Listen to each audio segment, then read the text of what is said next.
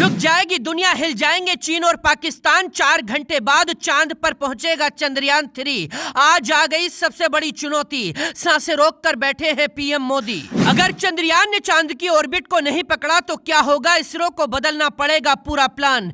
तमाशा देखेगी पूरी दुनिया, इतिहास रचेगा हिंदुस्तान।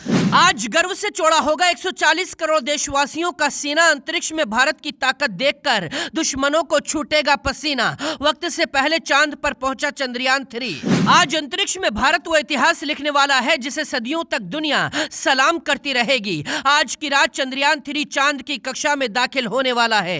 यानी इसरो के मिशन चंद्रयान 3 के लिए अगले 5 घंटे सबसे मुश्किल है, जिसने 140 करोड़ देशवासियों की सांसें रोक दी हैं। सवाल यह है, अगर चंद्रयान 3 ने चांद की ऑर्बिट को नहीं पकड़ा तो क्या होगा? क्या आज ही भारत का मिशन नाकाम हो जाएगा, या फिर इसरो के पास प्लान बी तैयार है जिसकी चीन और जापान तक को कानो कान खबर नहीं है? इस वक्त पीएम मोदी इसरो से एक एक पल की जानकारी ले रहे हैं। अभी तक चंद्रयान 3 ने धरती से चांद तक की यात्रा में 2/3 से ज्यादा दूरी पूरी की है। अब चंद्रयान 3 आज शाम चांद की कक्षा में प्रवेश करेगा। इस प्रक्रिया को लूनर ऑर्बिट इंजेक्शन कहते हैं। इससे पहले चंद्रयान 3 ने धरती की ऑर्बिट के 5 चक्कर लगाए थे।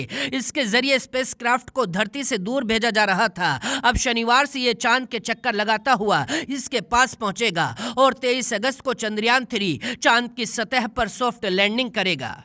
लेकिन इससे पहले चंद्रयान 3 के सामने एक ऐसी चुनौती आ गई है जिसने इसरो के वैज्ञानिकों की धड़कनों को बढ़ा दिया है और दुनिया भर के दुश्मन देश आज ही भारत की हार का इंतजार करने लगे हैं, क्योंकि आज चंद्रयान 3 को चांद के ऑर्बिट को पकड़ना होगा। क्योंकि चंद्रमा के ऑर्बिट को पकड़ना किसी चुनौती से कम नहीं है। जैसे जैसे चंद्रयान 3 चंद्रमा के करीब पहुंचने लगा है, इसकी गति को कम किया जाने लगा है। चंद्रमा की ग्रेविटी पृथ्वी की ग्रेविटी से 6 गुना कम है, इसीलिए चंद्रयान 3 की गति को कम किया जा रहा है। अगर गति कम नहीं की गई तो चंद्रयान 3 चांद के ऑर्बिट को पकड़ नहीं पाएगा। इसरो के वैज्ञानिकों की पूरी कोशिश है कि सफलतापूर्वक चंद्रयान को चंद्रमा के ऑर्बिट में डाला जाए। अगर चंद्रयान 3 चांद के ऑर्बिट को नहीं पकड़ पाता है या उसे चांद की ग्रेविटी नहीं मिलती है, तब चंद्रयान 3,69,000 किलोमीटर से वापस पृथ्वी की 5वीं ऑर्बिट में आ जाएगा। यहां तक आने में भी उसके पूरे 10 दिन लगेंगे और यहीं से इसरो को दोबारा मिशन शुरू करना होगा। इसमें वक्त भी लगेगा और चंद्रयान 3 का फ्यूल भी खत्म होगा।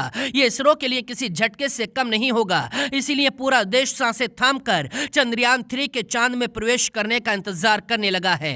लेकिन इसरो के वैज्ञानिकों के सामने भी दुनिया झुकती आई है। इसरो ने भी आज ही चंद्रयान 3 को चांद में दाखिल कराने के लिए पूरी ताकत झोंक दी है, क्योंकि अभी तक चंद्रयान की हेल्थ भी बिल्कुल ठीक है और उसी तरह से चंद्रयान आगे बढ़ा है जैसे इसरो ने प्लानिंग की थी।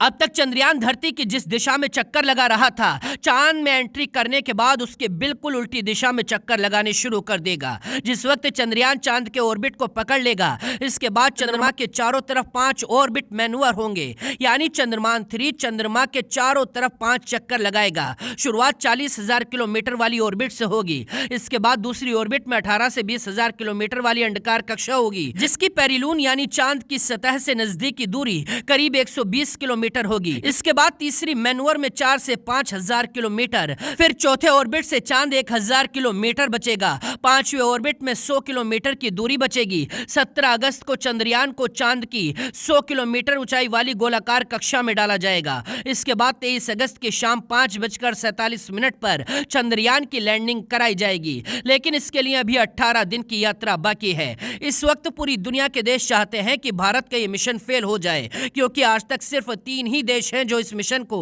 अंजाम दे पाए हैं। भारत से पहले अमेरिका, रूस और चीन चांद तक पहुंच पाए थे। चंद्रयान 3 का बजट लगभग 615 करोड़ रुपए है। इसरो चंद्रयान 3 को भी चांद के साउथ पोल पर ही उतारेगा, जहां चंद्रयान 2 को उतारने की योजना थी। चांद का साउथ पोल वो जगह है जहां आज तक दुनिया का कोई भी देश नहीं पहुंच पाया है। अगर चंद्रयान 3 का विक्रम लैंडर वहां सुरक्षित और सॉफ्ट लैंडिंग कर लेता है तो भारत नया इतिहास बना देगा और दुनिया का पहला देश बन जाएगा जिसने दक्षिणी ध्रुव पर लैंडिंग की होगी। नासा ने कहा है कि चांद के दक्षिणी ध्रुव पर बड़े बड़े पहाड़ और कई गड्ढे हैं। यहाँ सूरज की रोशनी भी बहुत कम पड़ती है। अब भारत के लैंडर और रोवर चांद के इसी साउथ पोल पर 14 दिन तक एक्सपेरिमेंट करते रहेंगे। इस मिशन के जरिए इसरो पता लगाएगा कि क्या चांद पर बर्फ और पानी है या नहीं। चांद के इस हिस्से में अरबों साल पुराना पानी हो सकता है।